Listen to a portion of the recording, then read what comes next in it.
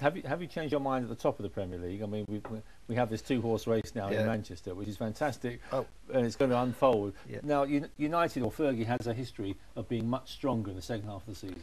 Yeah, I mean, I think it's incredible that Manchester United are up there with all the injuries and problems they've had. Just shows the resilience of the team, shows the resilience of the manager.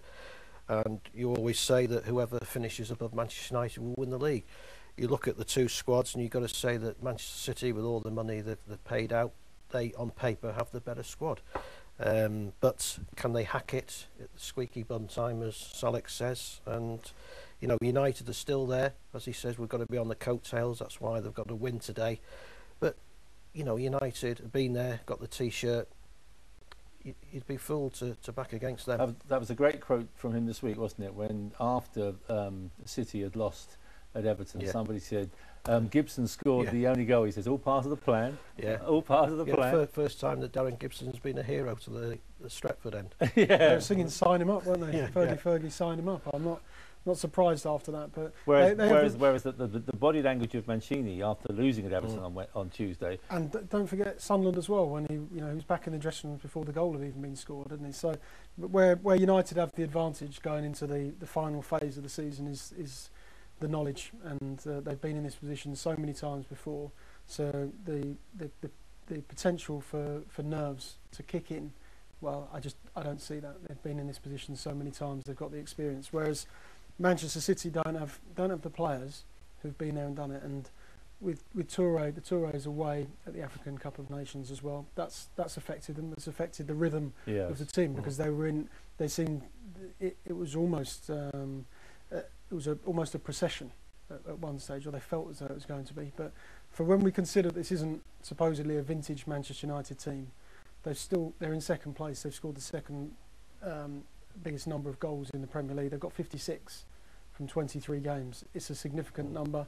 Only Manchester City have scored more. The defence is good, 21 goals. A season when it's been disrupted by the long-term injury to Nemanja Vidic, and also the disruption that's also caused because injuries to Rio Ferdinand as well. Yeah, now Nani's out as well. Yeah. And he's had to cope with a lot, hasn't he? And his goalkeepers as well. We don't. Yeah, he can't establish who is the #1 goalkeeper. That the presence and stature that's been there in the past with Schmeichel, with Edwin van der Sar, that he doesn't have that at the moment with his goalkeepers. But all of that is why City will be absolutely kicking themselves if they don't win it from here. I mean, it's I'm not saying it's easy, and to get over that, to win that first one is always harder, because you don't have the experience. But that is why if City lose it, the pressure on Mancini. Oh, absolutely. They should have the confidence. They proved they could do it. Particularly if you have Mourinho. If they were up against Chelsea or up against Arsenal, it would be slightly different. But because it's United as well, you just sense he's becoming a little nervous about it. Mancini. Well, I think even with his experience, that would be natural.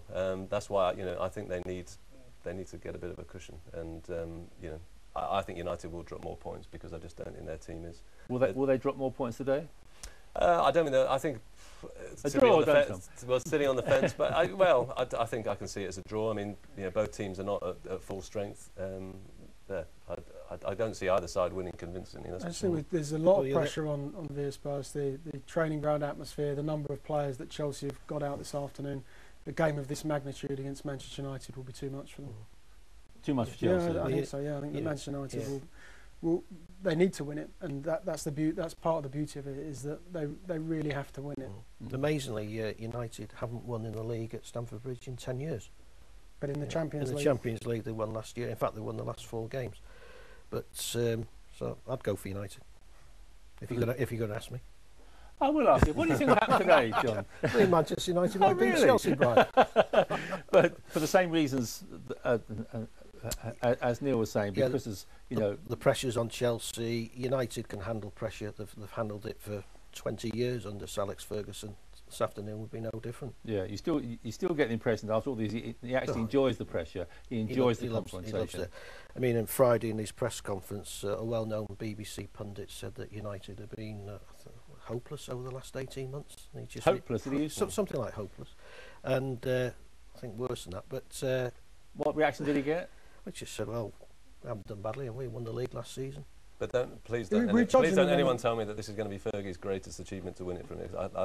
This is one of those lines I always hate. The greatest achievement is to build. a top team and win the treble. You know, that is a great achievement. Winning it with a slightly by your standards, substandard team is not the great achievement. Yes, it's impressive and it shows resilience and it shows. We're judging them on the Champions League final against Barcelona. They have.